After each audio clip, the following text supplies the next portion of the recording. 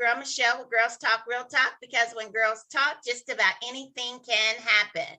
So I've got my guest here with me today, and I'm so excited.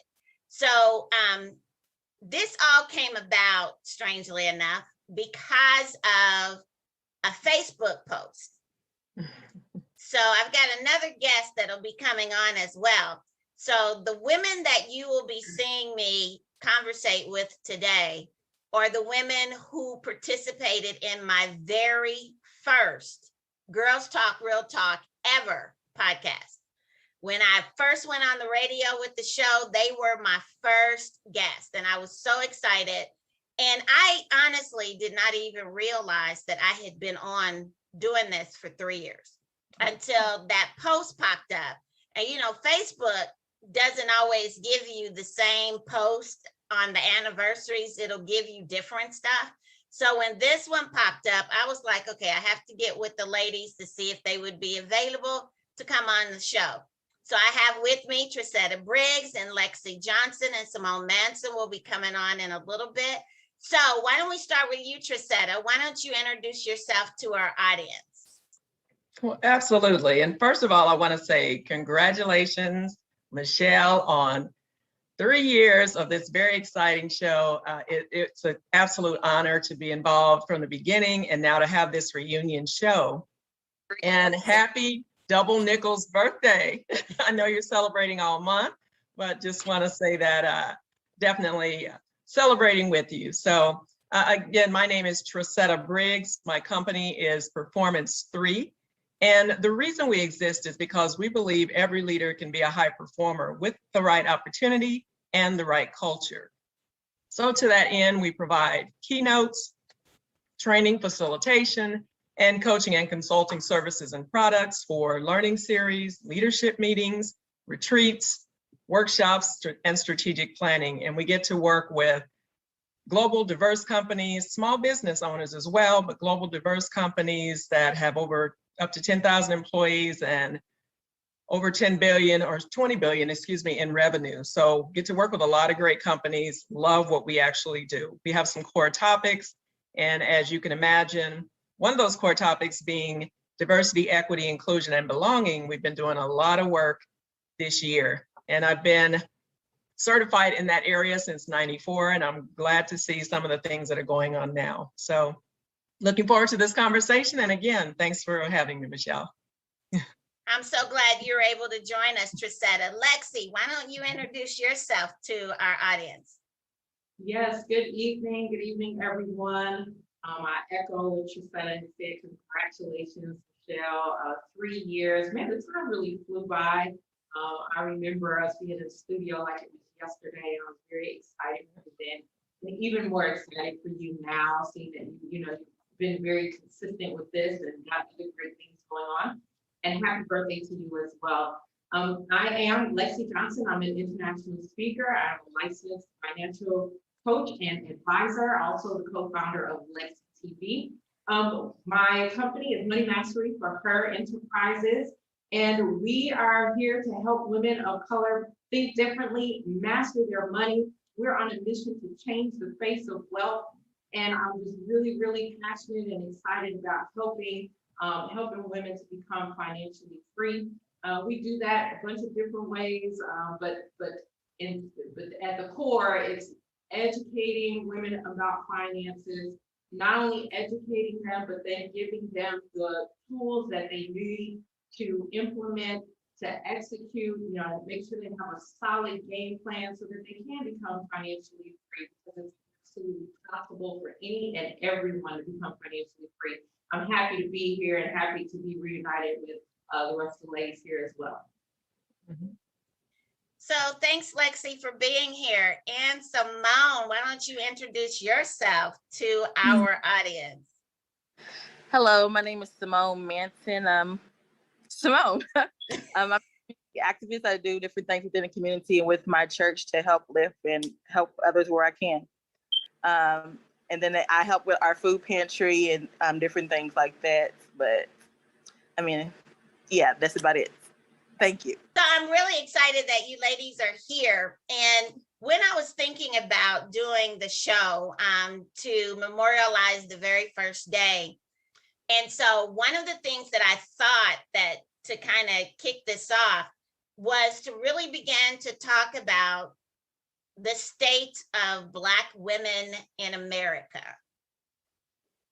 And so that thought just really stuck with me because the pandemic has really shown a disparity, not only in the marketplace, but also where jobs are concerned, of individuals being more severely impacted by COVID.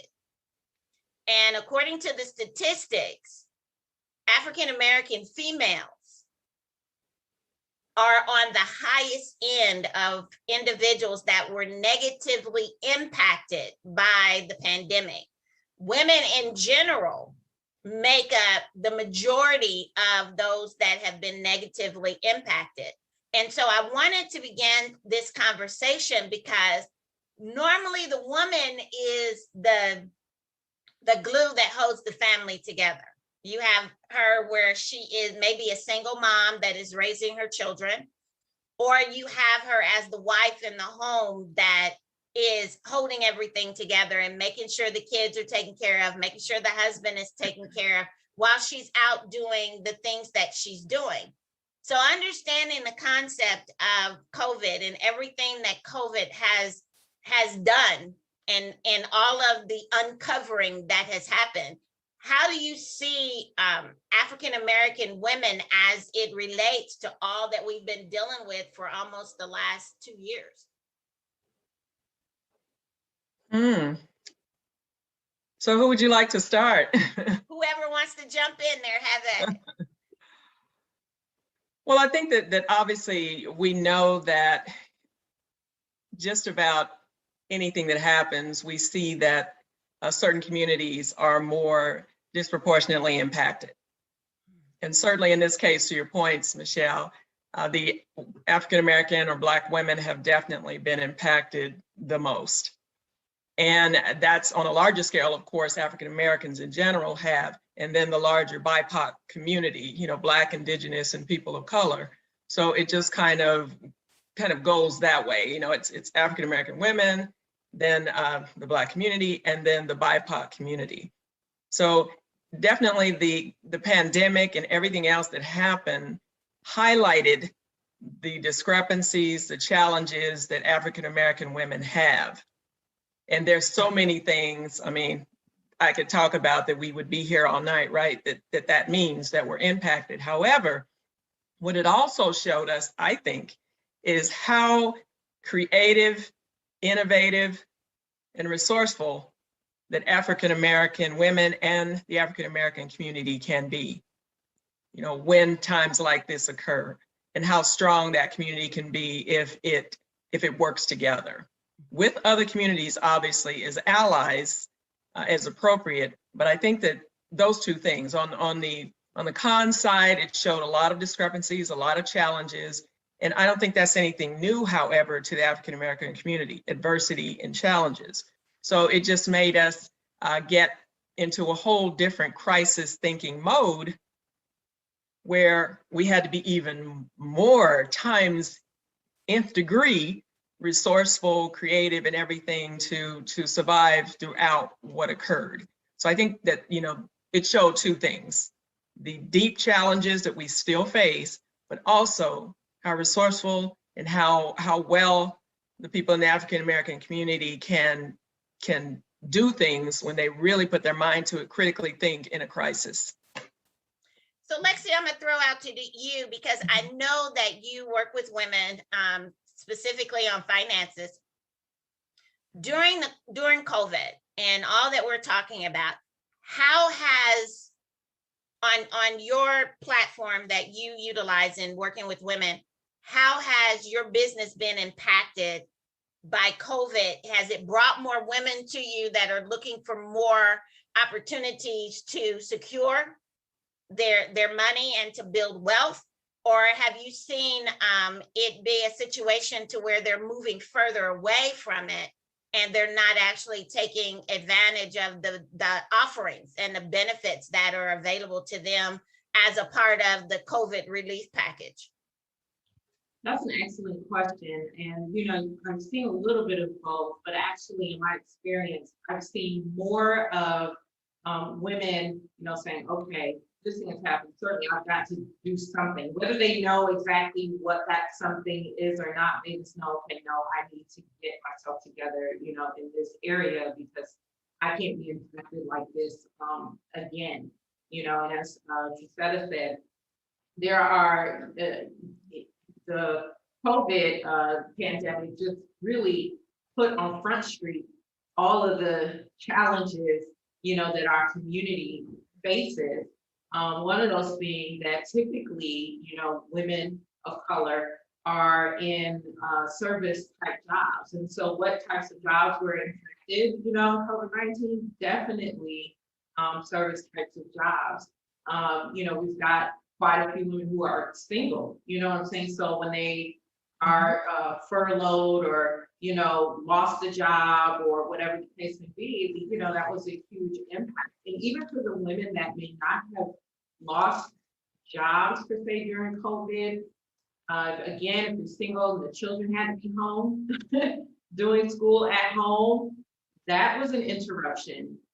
So some women, even though maybe the jobs didn't go anywhere, they had to take a step back, had to reduce hours, or even some women even had to give up, jobs so that they could be at home helping children. And so what it did was a couple of things for women that I saw, and to God be the glory, because last year was the best year ever in my business. Which, and I don't say that to brag, but I say that for us as women to really think about the areas that we're in terms of, work and, what we're doing. And you don't have to, be a part of financial services, but truly, as she said, let's be a little bit more creative about the income that we can make. But I saw a couple of things. I saw women, say, okay, I need to get, I'm working again. I need to get certain things in place so that if this situation should ever occur again, whether it's on a worldwide scale or it's on a personal scale, I can deal with it. I don't have to be worried because I just slashed my retirement and trying to stay above board, so I saw that. But I also saw, women who were saying, okay, hey, I need to do something a little bit different for income. I need to do something else. The 9-to-5 is not as steady and as stable as we thought it would be. That bi-weekly paycheck or however often is not as steady as I thought. And so I need to get my hands, into something else. So how do I prepare financially to do that? So Simone, I'm gonna throw to you because I know the work that you do. Even in the work during the pandemic, the work that you do as the outreach coordinator at your church and the different community organizations that you partner with, I know that there was an uptick in the amount of help that you guys were offering, but were there other services that were allowed to be offered to these families that were not offered previously because we had not been in this position before? I think one of the biggest services that were offered is for the help for parents and kids, as she was saying, where kids had to be homeschooled. And for those parents who didn't have a choice, they still had to work and didn't have anyone to watch their kids, especially the younger ones. There was more help towards that and programs for them that way. There were some pantry help, like food help like that. But for the most part, I think in general that women, we saw that how resilient we are. And then on the flip side of it, it took a toll on our mental health. Because sometimes you never realize how much you're doing until the thick of it. And then it's all you're like, oh, I didn't realize I was doing all this. And then the resiliency comes in as they have to make a new plan now. And all this, sometimes we discredit ourselves with things that we do. And it's like, well, I don't have this experience or I don't have this. But then you go like, well, I was able to do this at this job. right now I'm at home doing all these other services. So yes, I do have more than I have to offer. So yeah. Mm-hmm. Well, you know, it's can I add something to that? You know, it's interesting. You said, you know, we kind of had to come up with resources and things too. And all of us, that's a theme, obviously, in no matter what area we were in, we had to be resourceful. I know that, you know, as a business owner and as a national leadership development firm, I saw several different things. One, of course, was that Black women, because they were disproportionately impacted in the workforce, many of them became business owners. Many of them decided, you know, I'm not going to do this. I'm not going to have my future in the hands of someone else. I'm going to take the bull by the horns and I'm going to get out there and I'm going to do what I'm passionate about. And so many of them became business owners. And so that highlighted the discrepancies and the challenges in the areas of access to capital and finance and other things that you know, Lexi probably saw. Some of the things that people needed, you know, and hey, I need to go into my retirement or whatever and get some money so I can start this business, or I'm just going to start this business and I might need that money later on. So tell me about how I can make that happen. So that was one thing, but certainly as a national leadership development firm, I saw all women, but African-American women definitely, what are the things that I need to build in terms of competencies and being better so that I can be this business owner and this person who now has and needs to have an entrepreneurial mindset. So I saw a lot of that because I do work with some individual executives and leaders in small businesses, but you know, I also see a little bit of that in the global companies I work with too. You know, African-American folks who are concerned about what's going to happen to them and what the opportunities are or lack thereof. So it brought those two things to the forefront, you know, the side where they were impacted, but that impact meant what? It meant that they went into business ownership or they did something else or something else happened. And that caused a trickle of a whole lot of other things that surfaced that we didn't even know about. So it's been an interesting thing to watch, but I love how they have really jumped into trying to learn what they need to know. You know, and that's a mindset thing. You know, you have to get your mind right, right? As my dad used to say, girl, get your mind right. You know, you have to have your mind right first or you're not going to do any of that. So I saw a lot of that. I saw that too. And also, some people, you showed how much you were underappreciated. So as far as like when some of these jobs were furloughed and then they got their unemployment checks.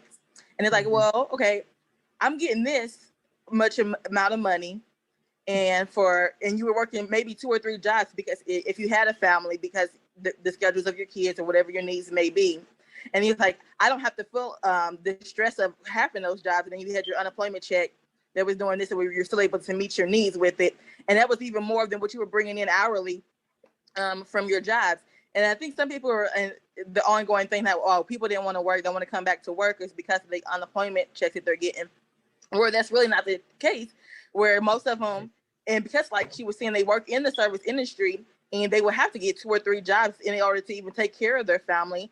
On top of that, they won't even have child care for the kids that they do have. And then the mental health that goes into it.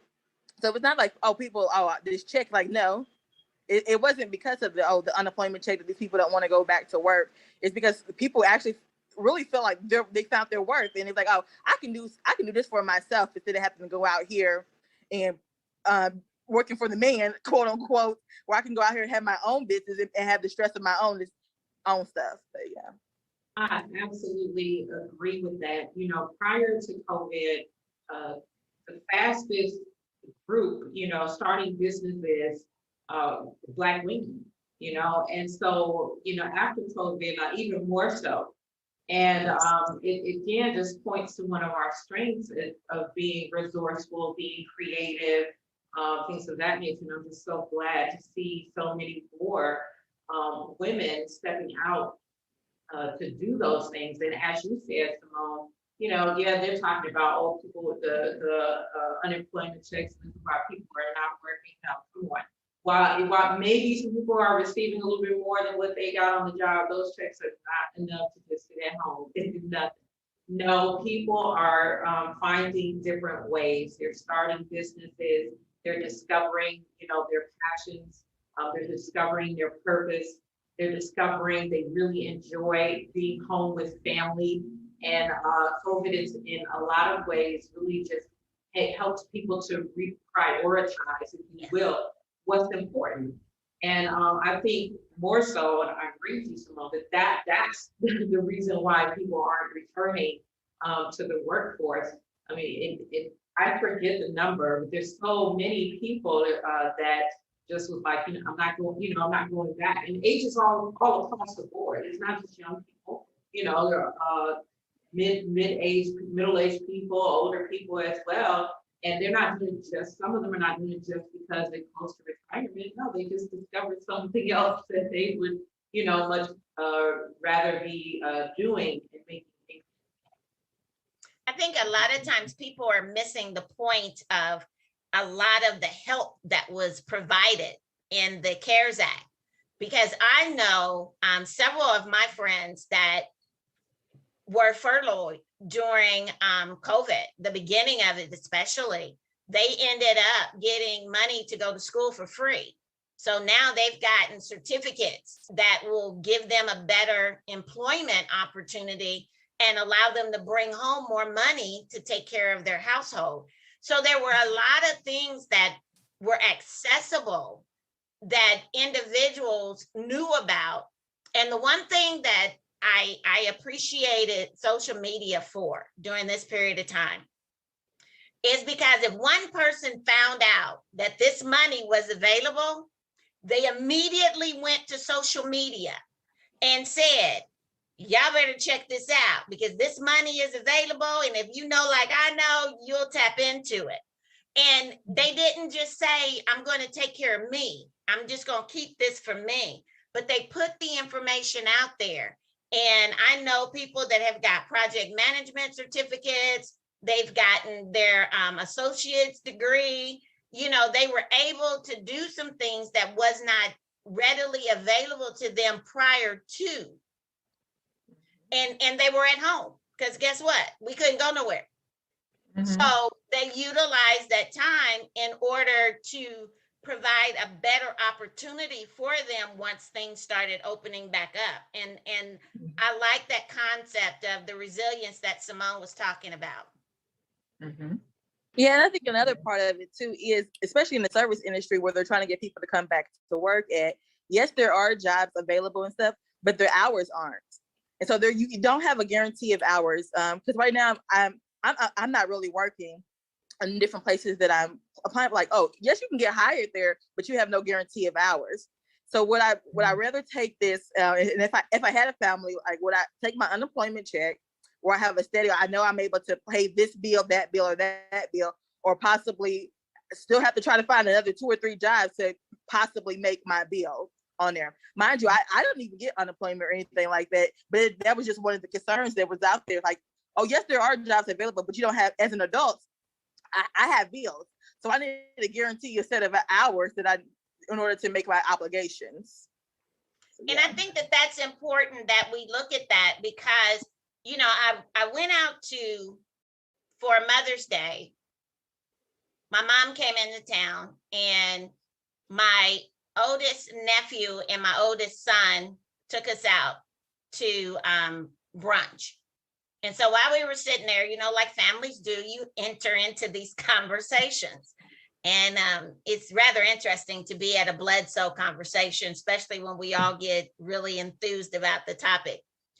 But it was something that Jeremy said that has stayed with me ever since. And he said, it was no wonder that the service industry was hit the way it was hit. And I asked him, I said, well, why do you say that? He said, because they have been trying to lobby to get the minimum wage increased to a living wage. But these companies do not want to pay the money that needs to be paid in order to pay these individuals a living wage. So it's not surprising that people are not going back to these jobs when they have participated in trainings, when they've had these other opportunities, when they've been out there and started their own business and now they have their own income coming in, they're not willing to go back to what was because it no longer meets their needs. And they see that there are other opportunities that is available to them. And so they're stepping into that realm. And, you know, one of the things that I think is so very important is I make a decent living. I can pay my bills. I can take care of myself very comfortably. But when I was taking care of my children and it was just me and them, I struggled. Because whereas my income can take care of one person very comfortably, trying to take care of 4 people is a whole nother story. And I don't think that people are really realizing that struggle. And then I've got 4 grandkids. And so my daughter works at home and she has 4 kids. And 3 of them are in school. And then she has a newborn and a full-time job during COVID. So it was, and she came to me and she said, well, Mama, what day are you signing up for? Because I need some help. I said, sweetie, I'm not going to be able to do that. I'm sorry. I'm not going to be able to do that. But it put that whole nother level of stress on mothers, you know, because my son-in-law, even though we were in the midst of COVID, he was an essential worker. So he was still going out every day to work. He was still not in the home to help out. So you go from sending your kids to school 8 to 10 hours a day to having your kids home 24/7. Nobody gets a break from anybody. And then you've got schoolwork put in on it. And you're going to tell me that these women have not shown how resilient and how brilliant that they are, because some of them have set up programming with these kids that is self-contained. Now, all of those skills can be used in an office somewhere. Yeah. Some of them probably Yes, felt like they were in boot camp and they were ready to go back to school. But, you know, and it would be great to have a teacher on here because everybody had a whole new level of respect for teachers. And I've always felt the teachers did so much more and that they weren't paid, they're not paid near enough for what they do. But a lot of people got to see and appreciate what they really did when they had to become teachers in their home. But they were resilient and figured it out. Yeah, so and I it's, think it's the other side, yeah, sorry. Go ahead. I think on the other side of that too, it also showed like, yes, we are resilient, but we need help. And that's where the mental health part of it came in, because like, we really need to take some me time because we do so much, especially Black women. Because I only speak for Black women because I'm Black, but like we do so much and we take on so much. It's like, oh, we need help sometimes too. And so I don't have to do all of this and I can ask for help. And that's where some of those other resources came in, especially where they had the programs and stuff where the kids or other family members or anybody else was able to come in and assist them, start up a new business, and where they were actually showing them the steps of how to do it. They didn't have to fumble through it.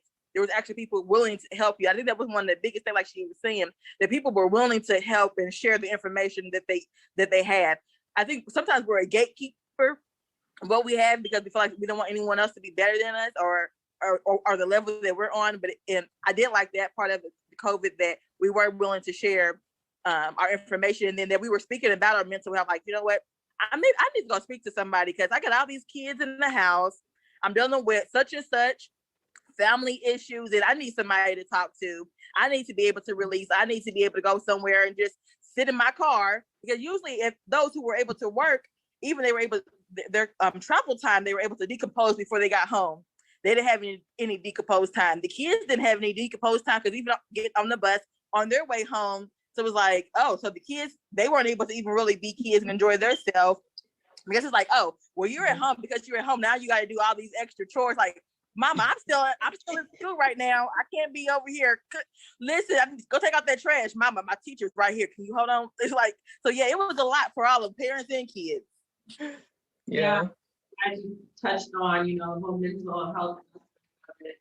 And, being a parent myself, we have 6 children, 2 are still in the home. And so I went through that whole, adjusting, and even having my own business and being able to set my own hours and my schedule and all that, it was still a huge adjustment, even for me. And so I was like, oh my goodness, how more so of an adjustment for women who still have the 9 to 5 to either go to or, do at home while you're trying to, because personally, for my children, my 14-year-old, like, I was really, with the school he was in, like, I really had to step up and do some more. Understand? Like, I really had to step up and do some more where he was concerned. That was an adjustment. And then my 5-year-old, she was 4 at the time, and so I just decided I'm just going to homeschool her. So that whole, just doing a whole, curriculum and all that kind of stuff for her. And I said, my goodness, and I'm struggling, and I can control my own schedule. How much more so, are other women struggling with this? And you're right, God, to somebody, too. And that was a thing that I also thought was a positive thing that came out of this, that people were willing to go and talk to someone about their mental health, and the resources that were available for mental health, and people being more expecting of it, and talking about it and saying, yeah, I have a therapist, everybody got a therapist, So that was another thing I thought that, unfortunately we had to kind of experience the whole stress of it all, but on the other side of it too, it did help us to really embrace taking care of our mental health. Yeah, I think that's something that was brought to light too, as everyone is reflecting, as the health of us, mind, body, and spirit, that we realized was critically important if we were going to make it through this pandemic as a whole person, because there were so many different struggles that were highlighted because of it, and I experienced it more from I have 5 grandchildren and 3 grown kids, and I experienced it from, that side, and watching them and trying to help them in every way I could, as well as a business owner trying to pivot from 90% in person to maybe 10% online to 10% in person and 90% online, and getting all the new technology and everything I needed to be effective. And so we all experienced the pandemic in so many different ways. And we had to do some things, some me time, some quality time, some girlfriend talks, some whatever, to be whole, mind, body, and spirit. And as many of you know that are on my High Performing Women page on Facebook, I started that back in August 2019 after my mother passed. It kind of was right before she passed, while she was really critically ill. And then a couple months later, she passed, and it was kind of continuing to honor her. In 2020, I had my first event for High Performing Women, an intimate gathering, and I did it as a hybrid. It was an open house. People kind of came through as they wanted to. It was COVID friendly. And then I had people from Florida, from Georgia, from Virginia, from Kansas online, in a Zoom call. So we did that to just encourage, inspire each other as we went through this. And it was even more powerful than I thought it would be. I almost didn't do it, but I was so glad that I did. But just that whole mind, body, and spirit thing is so important. And it's so important to continue as we go beyond 2020 and the pandemic. We have to remember that and be intentional about doing that regardless of what we're in. I think that's so very important. I remember having a conversation with my niece. She passed away this past March, but we were having a conversation, and she was telling me, she was like, I'm struggling. And I was like, well, what are you struggling? She said, I can't get to my therapist, and my therapist is not set up to have telephone consultations. And so I went on a journey to find something to send to her that would help her in that immediate need. And that's when I started finding out that a lot of the counseling, the larger counseling services had to restructure like quickly in order to provide these services to their clients that were used to seeing them face to face. And now it's either online or it's by telephone. And I found one that was a free service for the initial, like first few sessions, but then they did whatever they did afterwards.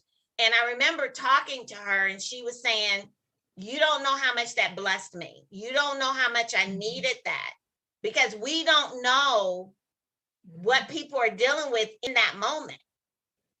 And it's like Simone said when she first brought it up, a lot of times we are so busy in our everyday lives.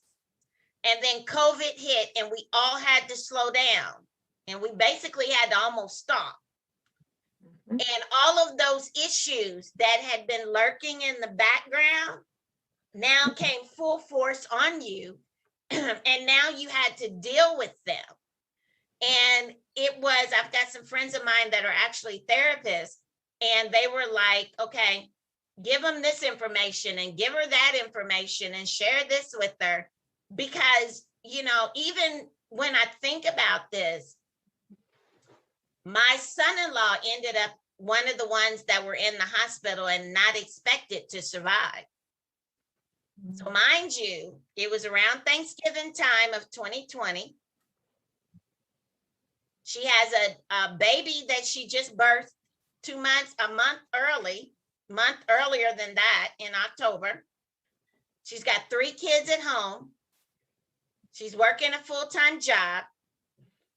And her husband is in the hospital with COVID. You can't go see him. All you can do is FaceTime him and talk to him on the phone. The stress that brings about, you know, and this is a lot of people's story. Yeah. The stress that it brings about can very easily turn into or present mental health issues that have always been there, but now it has an outlet to show itself. And so we have to really begin. And I was at your event, Thresette, and I loved it. It was wonderful to me. I thought it was the greatest thing. But I do know that online, there has been a lot of sister circles that have popped up because people needed that connectivity. Even though I couldn't physically touch you, I needed to connect. I needed to be able to do that because I know in our community, we have an excuse anytime to get together and to hang out, to eat, to play cards, to listen to music, and to talk.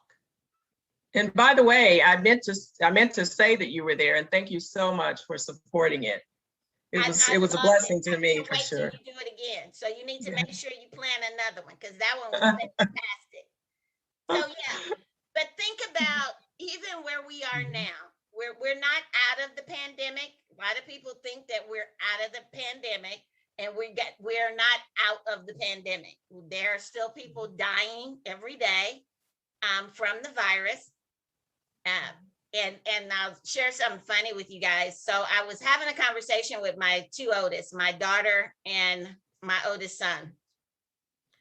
And they were like, Mom, have you gotten the vaccination yet? I said, no. Are you going to get it? I said, I don't know. Every time they saw me, this was the same conversation. And so then I said, okay, stop bothering me. I'll get the Johnsons & Johnsons because I don't like needles and it's just one shot and I'm done. I'll get it, okay? So then Johnson & Johnson had the whole issue that happened. And I said, well, I really ain't getting it now because I don't know what they doing with this stuff. And it went right back. And so I was talking to a good friend of mine and she was like, don't worry about it. If you're going to do it, just go do it. Because if you are a believer and it's your time to go, you know you're going, regardless, whether you get the shot or not, you going. Do what you're going to do. So I went ahead and got it. Still don't like needles. at all. Me But either. I just don't. And but one of the things that it reminded me of is it reminded me that just because I got the vaccination does not give me permission not to take care of myself and not to protect myself. Because it doesn't mean that you won't get the virus. It doesn't mean that you won't get the new strains that are out there. You still have to be wise about your care and about how you are taking care of yourself and the direction that we go in. So I want to flip the script a little bit. So, you know, one of the things that I have found just talking to some of the other women that I interact with is that we have learned new things about ourselves. So I'm going to ask each one of you to share one or two things that you have learned about yourself since the pandemic. So Simone, why don't you start? Yes, I got you. Okay, what I learned. I was always one for preserving my peace. And I would tell a person that in a second, listen, I don't have time. I'm going to preserve my peace. I don't try to be in anyone else's issues because I feel like once someone tells you something, the onus is on you. You have to see how you're going to deal with that. So I have to do something with the information that you presented to me. And by me trying to preserve my peace, I'm not able to withstand whatever you have going on right now. But I truly found out that even with me trying to preserve my peace, I wasn't as at peace as I thought I was. And then in some areas, in other areas, I'm like, you know what, you're doing really good. Because like the COVID, it was a blessing towards for me, and I've had a lot of opportunities come out of it. So I haven't been. I'm fortunate enough not to have really missed anything that going on. So I guess the biggest thing that I've learned from or taken away is really controlling and maintaining my peace. Okay. What about you, Lexi? So let's think one funny and one not so one a little bit more serious. So what I have learned is that even if I decide to homeschool children, I had always been considering it, I will pay somebody else to homeschool them. That's what I'm going to do because I am not always appreciated teachers. So this is not about me saying I never appreciated teachers or didn't understand their work, because when I worked in corporate, I worked alongside some teachers in, I was doing social work, but so I understand, what they have to deal with. But there was a spell of time where I was thinking like, okay, I want to homeschool my children or whatever. No, I learned during COVID that nope, that is not what I want to do. I'm gonna pay somebody. That's what I learned. And then the other thing that I learned is along the lines of Simone, right? Peace and just everything about the importance of taking care of my mental health. The whole opportunity to just kind of sit back and breathe because I had to. Because I'm the kind of person that's just always, running.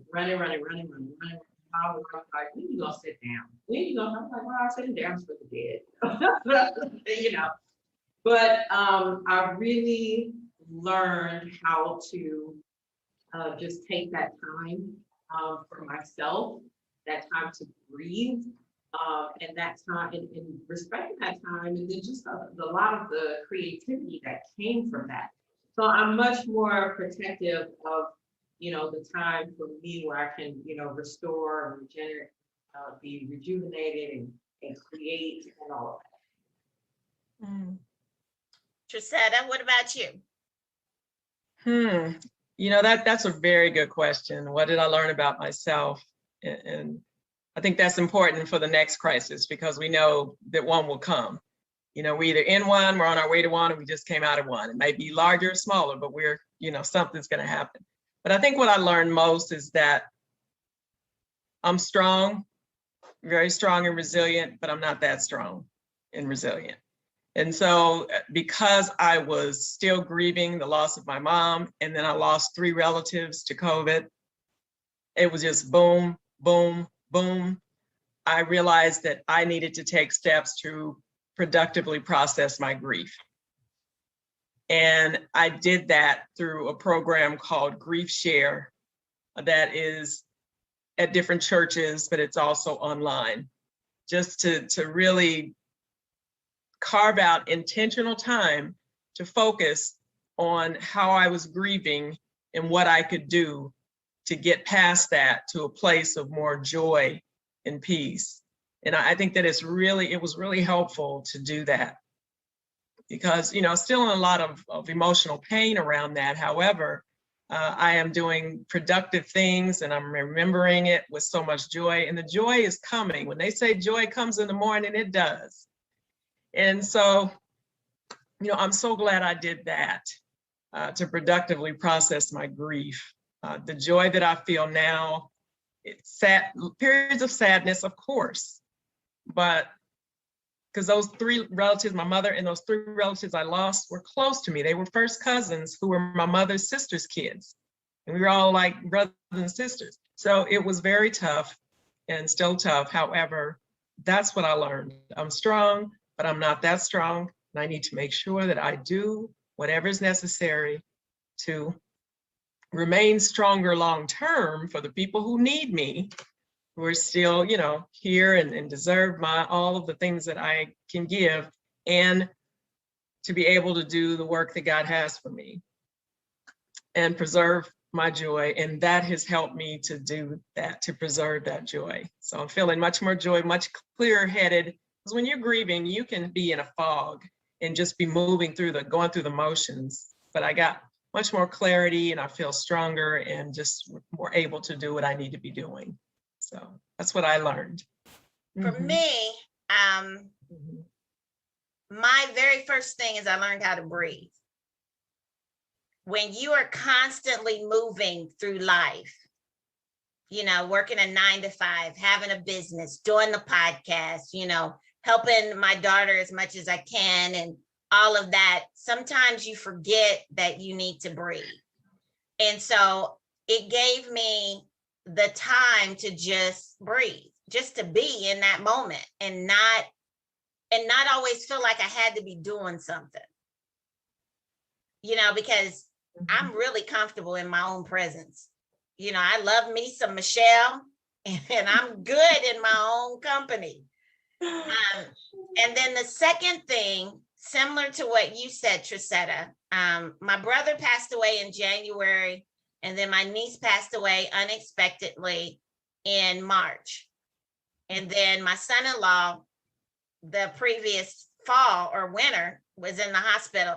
And so even though he didn't pass away, there was a level of things changed, and you've got to learn how to deal with that. And then a lot of times I'll push that back and I'll keep moving. But I gave myself permission to grieve. So when I have those moments that I remember my brother, or that I remember something, or a memory will pop up on Facebook like it inevitably does, I don't fall apart, but I can remember the good times. I might shed a tear or whatever, but my heart is filled with joy because I know that, God is taking care of me. And I know that regardless of what life throws at me, there's nothing that me and God can't handle together. And that was, I guess, for me, my biggest aha moment during the pandemic was realizing that not only do I have the responsibility to take care of myself, but I'm also responsible to determine my destiny. I cannot leave it in the hands of anyone else. And so in that, I have to be intentional and purposeful in everything that I do.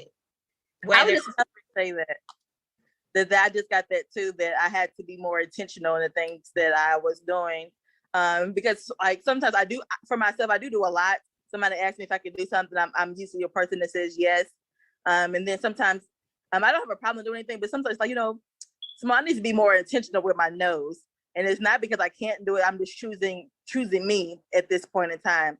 And then also to be intentional with showing my love to others. Because like you, I'm good with being by myself. I don't have to talk to anybody. Pull me up a book and I'm good to go. but I had to make sure that I was more intentional with, especially with my family and those who are close to me, let them know that I love you, being on the phone with them for longer than 15 minutes. Cause I'm like, my sister would tell you, I'm like, okay, well, we've been on here for about 15 minutes now. They're like, 15 minutes, that's a long time for me. So we even got to an hour and they was pushing it. Okay. They was so happy. And I'm like, oh, you on the phone for an hour. Like, I know I'm about to get off. Like, but yeah, so that was one thing too. I'm like, okay, because I know they like to talk. So I wanted to be intentional, like, okay, you know what? Simone, you can suck it up and say, you know, I mentally prepared myself to be able to be on this phone call with them so that I'm still preserving my peace. I'm being intentional with saying no and still being able to show love to others. That's good. That's good.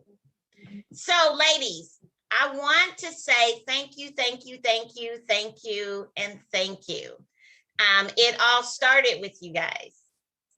And I will forever be eternally grateful that you took that first leap of faith with me, because I did not know what I was doing. I just knew I had been given an assignment and we was going to do it. But you guys made it easy. You gave me, you supported me without even realizing you were supporting me. And you helped me have the courage. Huh?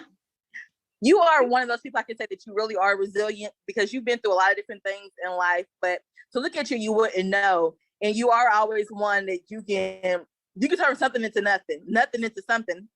And so you've been able to actually push me like, okay, well, listen, she done all these 3 different things and so you're never one to be down. And so for that, I thank you for just keep moving and keep going, and so that your light can shine, so that others can look up and see like, oh, I can do it because she's doing it also. I appreciate that. Thank you. You always support others, and when you asked me to do this, you've always supported me, so I had to support you too, and I continue to do that. So definitely appreciate it and glad to be here. Yeah, I echo those same sentiments, because just as much as you thought we supported you in your beginnings, you were part of my original Facebook group. You were very supportive then. And, we had met conversations. You were very supportive then. And as you began to tell me about things that you were doing, I genuinely believe in what you're doing. I genuinely believe in you. And I'm just happy, I was just happy to, play a part, be a small part, in your podcast coming to life. And glad we could reconnect, and just looking forward to watching you continue to shine, continue to grow, all of that. Just know, I'm on the sidelines. I appreciate that, ladies. I want to make sure that I give you an opportunity. Once again, if anybody wants to get in touch with you, to be able to benefit from your businesses, to be able to support you in your community action, and your community activities that you're doing, Simone, how can people get in touch with you? We'll start with Lexi. All right, thank you. Thank you once again, Michelle. Thank you, ladies. It's been a pleasure. You can reach me on all social media at the Lexi Johnson. My website is www.thelexijohnson.com. Email hello@thelexijohnson.com. Very easy to find me. All of my stuff is public. So yes, you can feel free to follow me at any of those things. Again, if you've made a decision that you wanted to do better, improve in your finances, not just improve, but you want to master your money and you want to be financially free, hey, reach out. Let's have a conversation about that and how we can get you on track. But again, very easy to find. The Lexi Johnson everywhere. Okay, Thresette. You can, and thank you again. It's great to see you ladies. I'm glad we had this reunion show with Michelle. And for me, it's at Performance3, the number 3, across all social media except my Facebook page. My business Facebook page is at Best Performance3.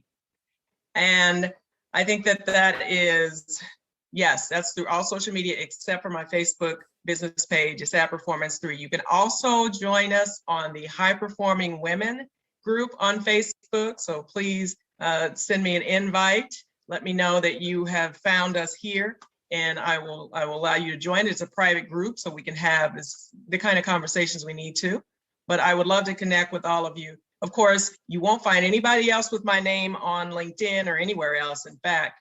So you can find me pretty easily on LinkedIn too. So I look forward to connecting with everyone. Simone? Mhm. Yes, thank you for having me. I'm on social media, Simone Manson. Yeah, that's about it. So ladies, it has truly been a pleasure. It's your girl, Michelle, with Girls Talk Real Talk, here with Thresette, Lexi, and Simone, because guess what? When girls talk, just about anything can happen. So we'll talk to you again later. Bye-bye. All right.